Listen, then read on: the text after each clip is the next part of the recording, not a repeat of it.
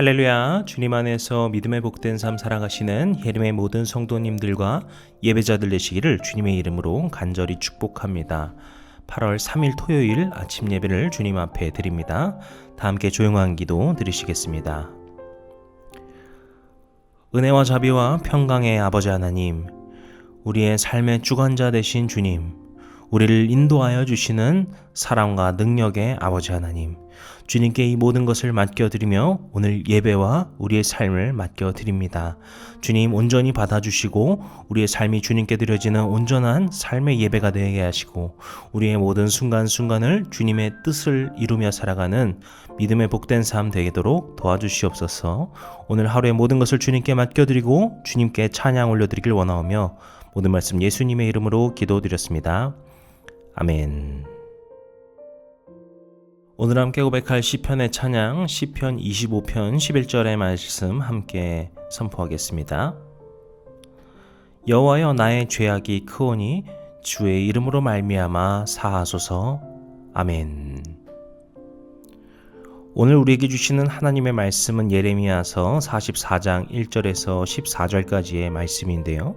오늘 우리는 1절부터 6절까지의 말씀과 13절에서 14절까지의 말씀을 읽도록 하겠습니다. 애굽 땅에 사는 모든 유다 사람 곧 믹돌과 다바네스와 놉과 바드로스 지방에 사는 자에 대하여 말씀이 여레미야에게 임하니라. 이르시되 만군의 여호와 이스라엘의 하나님께서 이와 같이 말씀하시니라. 너희가 예루살렘과 유다 모든 성읍에 내린 나의 모든 재난을 보았느니라. 보라, 오늘 그것들이 황무지가 되었고 사는 사람이 없나니 이는 그들이 자기나 너희나 너희 조상들이 알지 못하는 다른 신들에게 나아가 분향하여 섬겨서 나의 노여움을 일으킨 악행으로 말미암음이라. 내가 나의 모든 종 선지자들을 너희에게 보내되 끊임없이 보내어 이르기를 너희는 내가 미워하는 이 가증한 일을 행하지 말라 하였으나 그들이 듣지 아니하며 귀를 기울이지 아니하고 다른 신들에게 여전히 분향하여 그들의 악에서 돌이키지 아니하였으므로 나의 분과 나의 노여움을 쏟아서 유다 성읍들과 예루살렘 거리를 불살랐더니 그들이 오늘과 같이 폐허와 황무지가 되었느니라. 13절과 14절 읽겠습니다. 내가 예루살렘을 벌한 것 같이 애굽 땅에 사는 자들을 칼과 기근과 전염병으로 벌하리니 애굽 땅에 들어가서 거기에 머물러 살려는 유다의 남은 자 중에 피하거나 살아남아 소원대로 돌아와서 살고자 하여 유다 땅에 돌아올 자가 없을 것이라. 도망치는 자들 외에는 돌아올 자가 없으리라 하셨느니라. 아멘. 우리는 지난 말씀까지 유다의 남은 사람들이 애굽으로 이주하는 그 과정과 상황에 대하여서 보았습니다. 그리고 이러한 일이 옳지 못하다라고 하는 것을 하나님께서 예레미야를 통하여서 이미 경고하는 말씀까지를 보았죠. 하지만 그럼에도 요한을 중심으로 애굽으로 도망하여 이주한 사람들이 있었습니다. 오늘 말씀은 그 사람들을 향한 하나님의 말씀이다라고 볼 수 있겠습니다. 이 1절을 보시게 되면은 이 말씀이 그 애굽의 이주민들을 향하여 있음을 분명하게 밝히고 있죠. 애굽 땅에 사는 모든 유다 사람, 곧 믹돌과 다바네스와 놉과 바드로스 지방에 사는 자에 대한 말씀이다. 하나님께서 그리고서 먼저 말씀하시는 것은 지금 이 상황이 있기까지의 과정을 말씀하시고 계십니다. 즉 과거의 예루살렘의 멸망을 이야기하고 계신 것인데요. 2절을 보시게 되면은 예루살렘과 모든 유다 성읍에 내린 하나님의 모든 재난이라는 이야기를 합니다. 그리고 그 재난의 결과로 모든 성읍이 황무지가 되었고 사람이 살 수 없는 곳이 되었다고 말씀하고 계시죠. 유다 사람들도 가득하였던 그곳이 황무지와 사람이 없는 곳이 되었다는 것은 이제까지 우리가 예레미야를 통하여서 계속 살펴보았던 멸망 직전과 직후의 유다 모습임을 알 수 있습니다. 이것은 겉으로 보기에는 바벨론의 느부갓네살로 인한 멸망이었지만 하나님의 섭리 가운데 있음을 오늘 말씀에서 보여주고 있는 것입니다. 즉 지금 말하는 이 일이 이제까지의 모든 상황의 결과다 라는 것입니다. 그리고 이후에 3절부터 나오는 이야기는 이 모든 재난과 멸망의 그 원인이 무엇인지를 말하고 있습니다. 그리고 그 원인은 외교의 실책이나 어떤 국력을 강하게 하지 못하여서가 아니었죠. 너희나 너희 조상들이 알지 못하는 다른 신들에게 나아가 분향하고 섬겼기 때문이다 라고 짚고 있습니다. 그리고 이렇게 다른 신들을 섬긴 그들의 모습으로 인하여서 하나님께서 노여워하셨다라고 3절에서 또한 이야기하고 있죠. 게다가 이러한 경고를 이미 예레미야를 비롯한 많은 선지자들이 이미 해왔지만 5절을 보시면 아시겠지만 그러한 선지자들의 말을 듣지도 않고 기울이지 않았음을 이야기합니다. 그래서 다시 한번 그 결과는 유다의 멸망이었다라고 6절에서 이야기를 하고 있습니다. 그러니까 2절부터 6절까지의 말씀은 유다가 멸망하게 된 결과, 그리고 그들이 멸망하게 된 이유, 그리고 다시 한번 그들이 멸망하게 된 결과에 대해서 말을 하고 있는 것이죠. 그런데 이 과거에 대해서 이렇게 말하는 이유가 있는데요. 바로 7절부터 나오는 이야기에 연결되기 때문이죠. 7절부터 14절까지는 미래에 대한, 애굽 땅에 사는 사람들의 미래에 대한 이야기입니다. 그런데 여기서도 같은 구조로 이야기를 합니다. 그들이 미래에 멸망될 것이다 라는 것을 말하고, 그리고 그 이후에 그 멸망당하는 이유에 대해서 말하고, 다시 한번 구체적으로 그들이 어떻게 멸망할 것인지를 말씀하고 계십니다.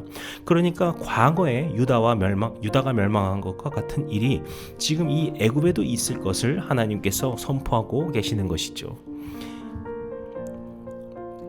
먼저 7절에서 말하는 것은 그 결과를 말한다고 말씀드렸습니다. 그것은 참 참혹한 일이죠. 너희의 남자와 여자와 아이와 젖먹는 자들이 멸절할 것이다 말하고 있습니다. 애굽으로 도망하여서 이주한 자들의 최후는 바로 멸절, 모두 멸하여진다는 것이라고 말하는 것이죠. 왜 그렇게 이런 잔인한 일이 일어나야만 하는 것일까요? 8절을 보시면 아시겠지만 그들의 이주는 하나님께 노여움이 되는 일이기 때문입니다. 이것은 어제도 우리가 자세하게 나누었지만요. 다시 한번 이야기를 하면은, 먼저 그들의 이 문제는 애굽으로 이주한다는 것이 애굽 사람들과 동화되는 것이기 때문입니다. 그래서 8절 하반절을 보시게 되면은 애굽 땅에서 애굽의 신들에게 분향을 하며 살아야 된다라는 것을 말하고 있죠. 앞서 말씀드렸듯이 이 모든 일, 그 과거에 있었던 그 모든 근본적인 재난의 원인은 유다와 이스라엘이 하나님으로부터 떠나고 이방신을 숭배한 것 때문이었습니다. 하나님의 율법을 지키지 않고 하나님의 말씀을 듣지 않고 우상 숭배를 했던 것이죠. 그리고 그러한 원인으로 인하여서 그들이 진노를 받아 멸망을 하게 된 것인데, 그러한 원인은 그저 내버려 둔 채로 자신들의 죄에 대한 통렬한 회개조차도 없이 그저 자신들의 권력을 이용하여서 애굽으로 도망하고 이주한 자들, 그리고 그렇게 이주하여서 다시 애굽의 우상 신들을 숭배하는 그들의 모습이 다시금 그들이 멸망하는 원인이다라는 것을 짚고 있는 것입니다. 그래서 11절부터 14절까지 다시금 하나님의 진노와 심판에 대해 상세히 선포하고 있습니다. 11절을 보시게 되면은 이미 하나님의 심판을 당한 유다에 있던 유다 사람들을 비롯함을 이야기하면서 12절에 이어가시면은 애굽으로 이주한 자들 역시 처단할 것이다. 즉 하나님의 진노를 그들도 피할 수 없을 것이다 선포하고 계십니다. 그래서 그들은 이제 애굽 땅에서 멸망하게 될 것이다 말씀하고 계십니다. 그리고 14절을 보시게 되면은 애굽에 있던 사람들 중에서 유다 땅에 돌아올 자조차 없을 것을 말씀하고 계십니다. 이것은 이미 멸망한 유다 사람들, 그러니까 바벨론 포로로 잡혀간 사람들에 대한 것과는 조금 더 다른, 그리고 조금 더 강력한 경고라고도 볼 수 있겠는데요. 바벨론 포로에 대하여서는 그들이 70년 후가 되면은 다시 유다로 돌아올 것을 하나님께서 말씀하셨습니다. 하지만 이 애굽으로 도망하는 자들에 대하여서는 그들이 결코 돌아올 수 없음을 아주 강력하게 말씀하고 계시는 것입니다. 사랑하는 성도 여러분, 우리는 하나님의 말씀에 마주해야 될 때가 있습니다. 그 하나님의 말씀이 우리 가운데 달콤한 말씀이 되었던, 쓰디쓴 말씀이 되었던, 우리는 그 말씀에 항상 마주하고 진실되게 주님의 말씀에 귀를 기울여야 할 것입니다. 하나님께서는 우리의 마음을 즐겁게 해주시는, 그렇게 우리의 삶을 삶에 놀라운 일 베풀어 주시는 축복의 하나님이시기도 하지만 또 우리에게 당장은 쓰디쓸지라도 건강하게 하여 주시는 치유의 하나님이십니다. 그렇기 때문에 우리는 항상 주님의 말씀에 귀를 기울이고 순종할 수 있어야 하는 것입니다. 애굽으로 도망한 자들은 하나님의 말씀을 마주하지 못하였습니다. 하나님의 뜻에 순종하지 못하였습니다. 그래서 애굽으로 가고 말았습니다. 그들의 죄를 그저 덮어둔 채 그것에 회개하지 않고 그것에 대한 반성조차 없이 그저 자신들의 힘으로 힘을 가지고 애굽으로 도망치는 결정만을 하게 되었죠. 그래서 그 결과는 더 큰 죄로 이끌게 된 것이고 더 큰 나락으로 떨어지게 되는 것이고 더 큰 심판으로 맞게 되는 것이죠. 우리가 바로 이들의 모습을 보고 우리 마음 가운데 기억하면서 우리는 주님의 말씀에 항상 순종하길 원합니다. 주님께서 주신 어떠한 말씀 가운데에도 우리가 귀 기울이고 마음 깊이 그것을 받기를 원합니다. 우리에게 그러한 결단과 기도와 고백이 필요할 줄로 믿습니다. 그러한 주님께 순종하시는 믿음의 삶 살아가시는 우리 모든 성도님들 되시기를 주님의 이름으로 간절히 축복합니다. 기도하시겠습니다. 오늘도 우리에게 함께하여 주시고 말씀으로 우리를 인도하여 주시는 주님, 오늘도 주님께서 우리에게 주신 말씀에 우리가 귀 기울이고 그것에 순종하는 삶을 살게 하여 주시옵소서. 때로는 우리가 흔들릴 때도 있고 넘어질 때도 있으나 주님께서 일으켜 주시고 주님께서 말씀해 주실 때 우리가 다시금 일어서서 주님께 나아갈 수 있는 줄로 믿습니다. 우리에게 그러한 믿음과 능력 허락하여 주셔서 그렇게 주님만 따르는 믿음의 복된 자녀들 되도록 도와주시옵소서. 오늘도 우리와 함께하여 주시고 모든 순간 우리와 함께하여서 역사하여 주시는 우리 주님 예수 그리스도의 이름으로 기도드렸습니다. 아멘. 우리 주기도문 함께 이제 드리시고 예배를 마치도록 하겠습니다. 하늘에 계신 우리 아버지여, 이름이 거룩히 여김을 받으시오며 나라의 마옵시며 뜻이 하늘에서 이룬 것 같이 땅에서도 이루어지이다.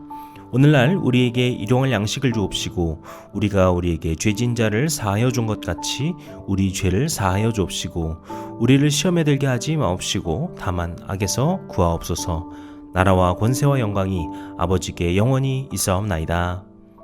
아멘.